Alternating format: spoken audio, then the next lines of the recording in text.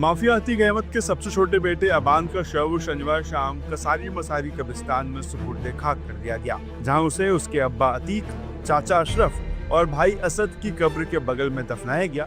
इस दौरान पैरोल पर लखनऊ जेल से आए बड़े भाई उमर और झांसी जेल से आए अली अहमद भी जनाजे में शामिल हुए। कब्रिस्तान के बाहर हजारों की संख्या में रिश्तेदार, करीबी और समर्थक मौजूद थे और भीड़ को काबू करने के लिए पुलिस और पीएसी के जवानों को भारी मशक्कत करनी पड़ी। चर्चा ये भी रही कि फरार चल रही 50,000 की इनामी शाइस्ता परवीन अपने बेटों से मिली थी। हालांकि इसकी किसी ने पुष्टि नहीं की है। प्रिजन वैन के भीतर ही उमर और अली अपने भाई के शव को देखकर बिलख पड़े और पुलिस उन्हें हथकड़ी में ही शव के पास लेकर गई। लेकिन इसी संवेदनशील जनाजे के बीच इस पूरे हादसे ने राजनीतिक गलियारों में अब एक बड़ा बवंडर खड़ा कर दिया है। महाराष्ट्र में समाजवादी पार्टी के नेता और विधायक अबू आजमी ने अबान की मौत को लेकर बेहद गंभीर सवाल खड़े किए हैं और इशारों में सीएम योगी और उनकी सरकार को इसका दोषी बताया है। आपको बता दें कि अबान की मौत सड़क दुर्घटना में हुई थी जब वो गुरुवार सुबह अपने भाई अली से मिलने झांसी जा रहा था।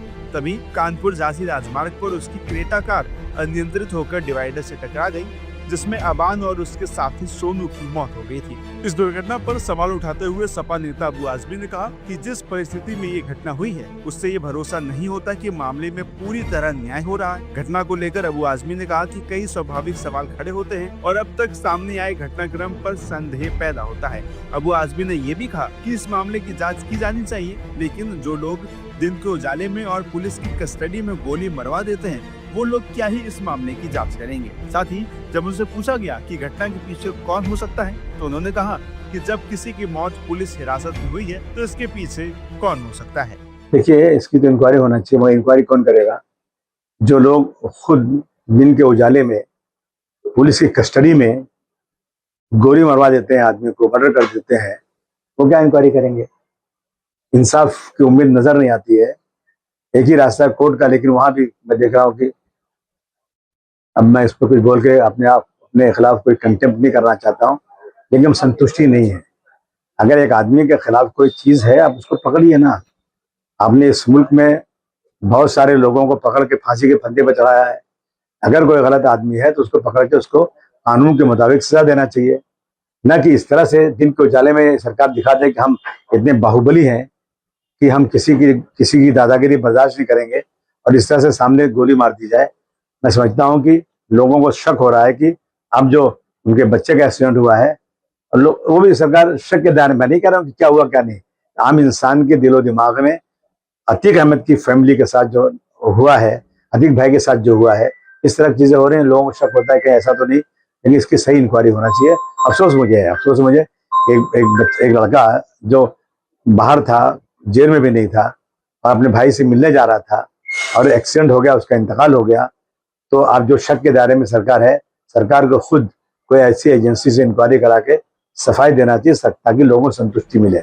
वे न सिर्फ अबू आजमी बल्कि समाजवादी पार्टी के बड़े नेताओं अवधेश प्रसाद और रविदास मेहरोत्रा ने भी इस मामले में इशारों में सरकार को घेरा है और जांच की मांग की है।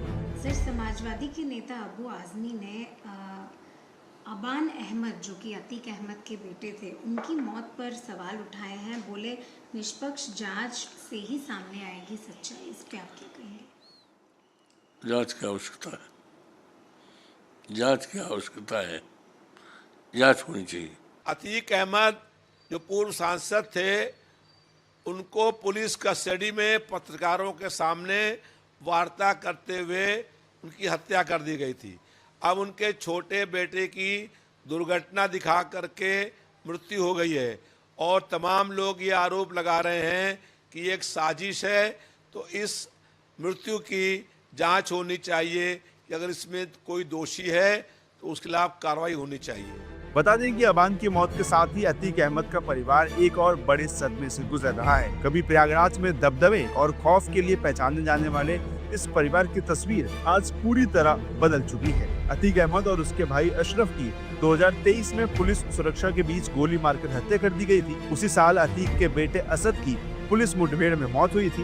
परिवार के दो बड़े बेटे उमर और अली जेल में हैं, जबकि एक बेटा अपनी बुआ के साथ रह रहा है। अब सबसे छोटे बेटे अबान की सड़क हादसे में हुई मौत ने परिवार की मुश्किलों को और सवालों को और बढ़ा दिया है।